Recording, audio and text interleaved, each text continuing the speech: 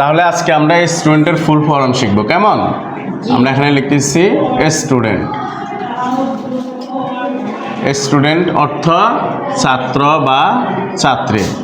অর্থাৎ এই স্টুডেন্টের প্রত্যেকটা বর্ণ দ্বারা, প্রত্যেকটা লেটার দ্বারা কি বোঝে আজকে আমরা এটা জানবো। ঠিক আছে, তাহলে আমরা প্রথমে লিখলাম এসতে হবে স্টাডি।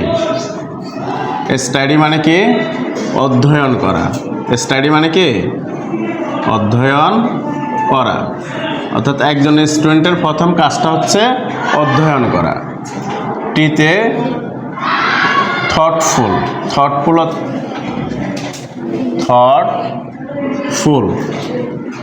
থটফুল মানে চিন্তাশীল। যারা ছাত্রছাত্রী তারা বিভিন্ন বিষয়ে চিন্তা করবে। কেমন? ভাবনা চিন্তা করবে। ইউতে হবে ইউনিটি একতা। যে কোনো কাজে তারা ঐক্যবদ্ধ থাকবে, একতা থাকবে। কেমন? ডিতে হবে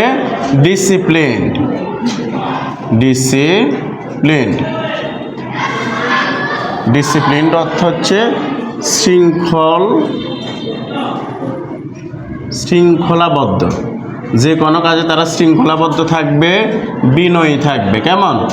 ডিসিপ্লিনের আরেকটা অর্থ হবে বিনয়।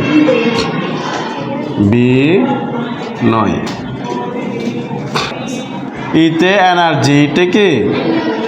এনার্জি অর্থ, এনার্জি মানে শক্তি। ছাত্রছাত্রীরা যখন পড়ালেখা করবে তখন তাদের শক্তির দরকার আছে। এরপরে এনতে হবে নিট অ্যান্ড ক্লিন।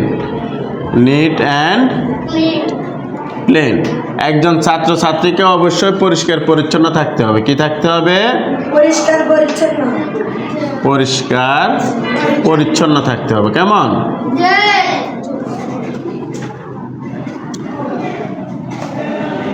টিতে হচ্ছে ট্যালেন্টেড। ছাত্রছাত্রী হবে প্রতিভাবান। কি হবে? প্রতিভাবান। তাহলে আমরা স্টুডেন্টের ফুল ফর্ম থেকে কি শিখলাম? স্টুডেন্টের ফুল ফর্ম থেকে আমরা শিখলাম এসতে স্টাডি অধ্যয়ন করা, টি থটফুল চিন্তাশীল, ইউতে ইউনিটি একতা, ডিতে ডিসিপ্লিন শৃঙ্খলাবদ্ধ অথবা বিনয়, ইতে energy Shakti, neat and clean পরিষ্কার পরিচ্ছন্ন, টিতে ট্যালেন্টেড প্রতিভাবান। এসতে স্টাডি অর্থ অধ্যয়ন করা। টিতে থটফুল অর্থ চিন্তাশীল। ইউতে ইউনিটি একতা। ডিতে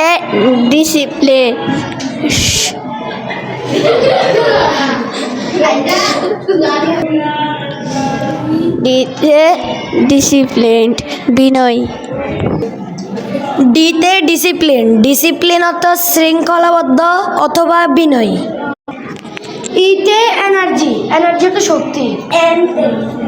এনতে লিটেন ক্লিন পরিষ্কার পরিচ্ছন্ন। টিতে ট্যালেন্টেড অর্থ প্রতিভা।